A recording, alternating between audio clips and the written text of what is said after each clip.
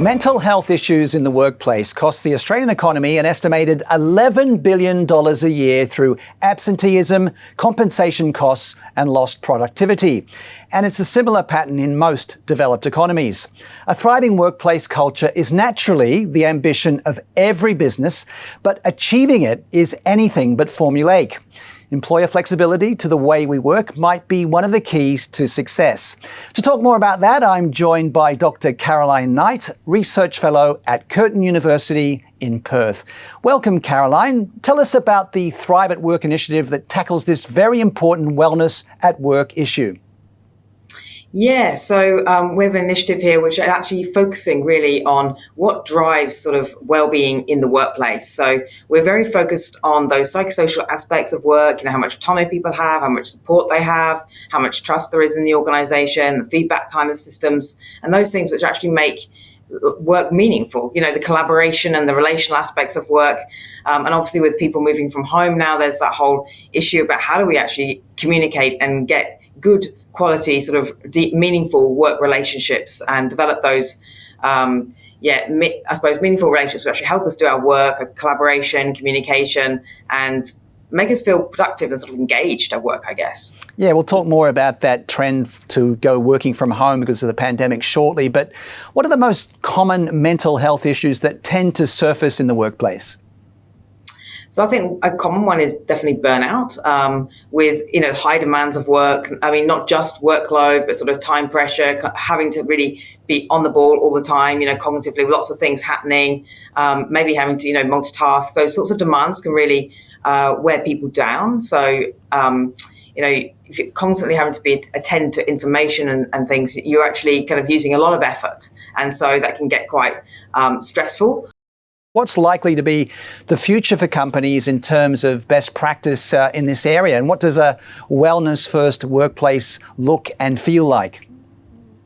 So I think it's about actually sort of managers acknowledging that obviously everyone has health, well-being and health and mental health. Everyone is in a state of that on a spectrum, from, good to bad, and sort of allowing a space within organizations to actually talk about that and have a conversation. I think there still is some stereotypes about talking about mental health in the workplace, and often it's people will direct people to EAPs or just go and see a counsellor that will kind of fix you.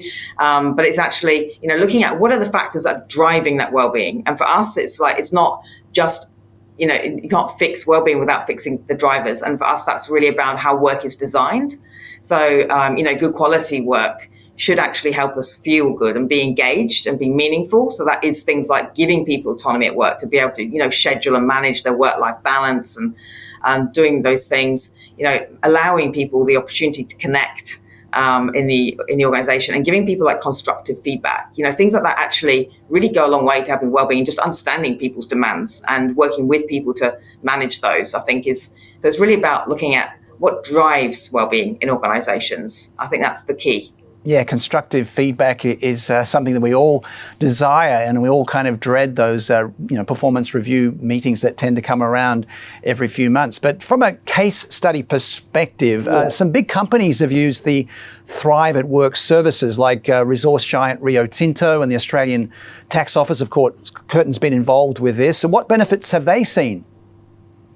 So they've obviously gained a lot, I think, through simply understanding what is work design and how that links to well-being. So I think there's a lot of awareness now, and people are coming to us a lot to ask us, how do we actually, fix this well-being problem? And I guess a lot of that is around the awareness of what work design is and how it links to people feeling good. So we have, trained a lot of people in that and also helped them set up sort of work redesigns. So we do a lot of sort of intervention work with organizations and trial and error even, as well as bigger policy changes or whatever. So we can work with organizations to actually change work design. And I think it's around that aspect, which is the driving forces towards better well-being. And that's kind of where we've been working with organizations, particularly sort of raising awareness of work design, looking at ways with managers how we can problem solve and change aspects of it, whether that's in creating sort of flexible working policies, participating in focus groups with